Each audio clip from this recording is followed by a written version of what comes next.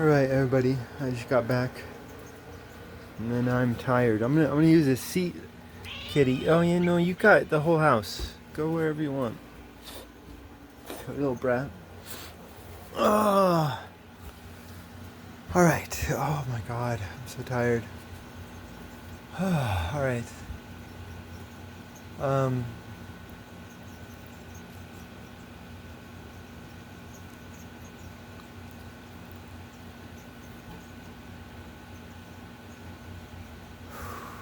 Alright. Oh, my goodness. I need some water. That's what I need. Water.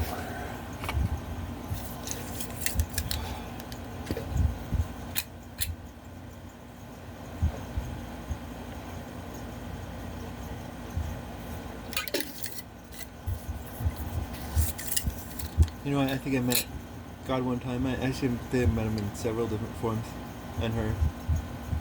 But one time, right before we parted, he was like, "Hey, make sure you drink some water. Make sure you drink plenty of water." That's a desert, so that's some good advice out here in the desert. But oh, every time I go through a lot of pain, it's because I don't have any water, and that little like mocking. It's like in Dark Souls, right? It's like they mock you every time you die, like you died. It's kind of, and it sounded very nurturing at the time, you know. And I think it was both, you know. It was both at the same time, you know. Why can't someone have many different emotions within them?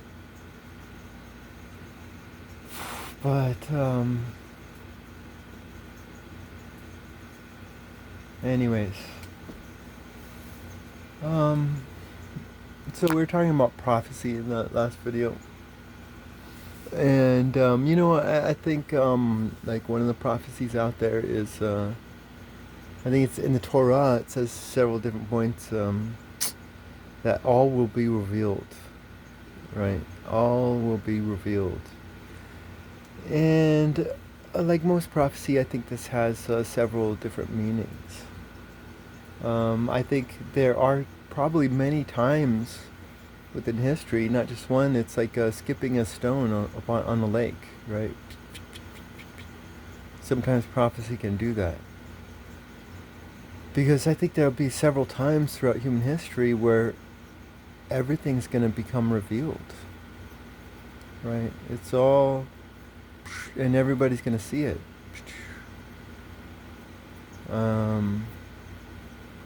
And those will be some dramatic times, right?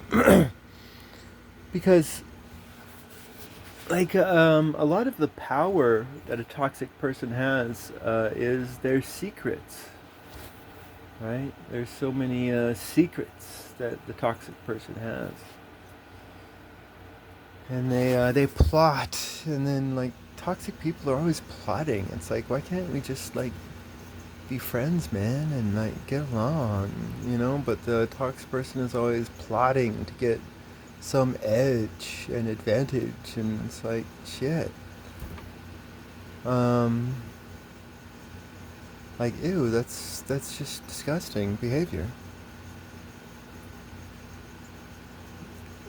But at the same time, in the world that we live in, it's like the power of the secret is very powerful. But it's like once that secret becomes revealed, that toxic person now has a choice, right? Once that secret becomes revealed, the toxic person can either have sorrow and repentance, which is going to be painful, or they can stay in eternal bitch denial, which I think is the state of hell. By state of hell, I don't just mean an afterlife. I mean like in the world we're living in now. Like you can point hell out by pointing out the behavior of bitch denial. Anybody you see that's in bitch denial is in a state of hell. Um, I mean, if you want to get Aristotelian, then God is pure. And if we're, and I've done disgusting things in my life, that I've got to be shameful for. Um, and unless, and like a lot of it goes back to, because then we're talking about prophecy, and it's like not only will things be revealed, but like if you hear about some of the things I'm saying, like nothing's a secret to these perverts. Like there are no secrets to them. And if you're doing disgusting things, then these disgusting beings will not only be disgusted, or these beings on the other side, these good beings on the other side, pure, will not only be disgusted by you, but what I claim is that they'll mock you and laugh at you. Both at the same time. It'll be mocking, and they'll be disgusted and revolted by some of your behavior and mine. And it's like we got to go through this purification of humiliation.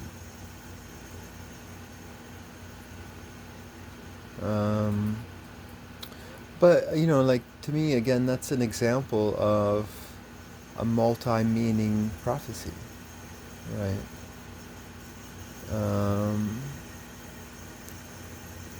I mean, the first meaning would just be vagueness, right? It's just so vague.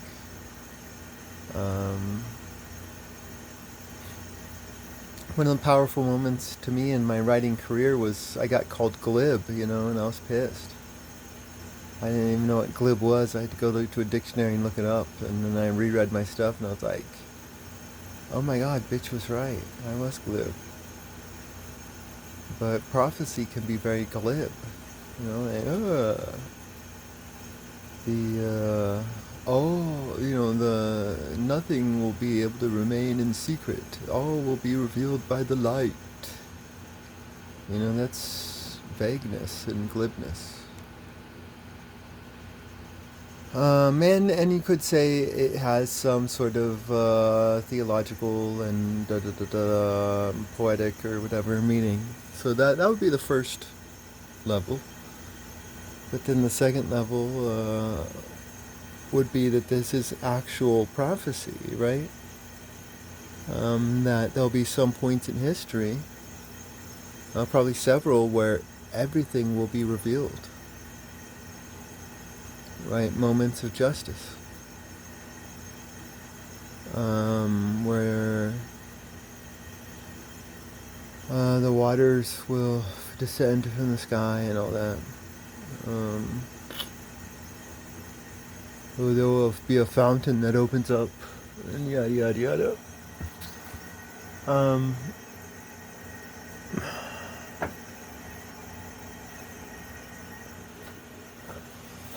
So that would be the second meaning. That it's actually talking about a time, or most likely several times. That's that gets into the craziness of prophecy. That it could be like a stone which skips on the water surface.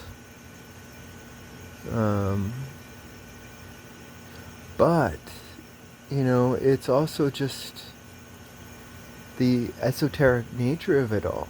Right? Because again, much of the power of toxic people is in their plots and their secrets, and they're always trying to gain advantage over you, and it's like, but they're doing it with a good sweet face, right?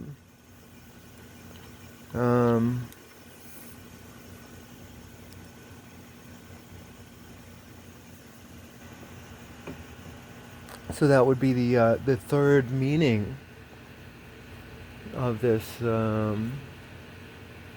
prophecy. And I think Hermes Trismegistus, again, has the same triple stuff going down, because you read some of his stuff, and again, there's just this first level of theological blah blah blahness to it all. But I think there's triple meanings in a lot of that stuff.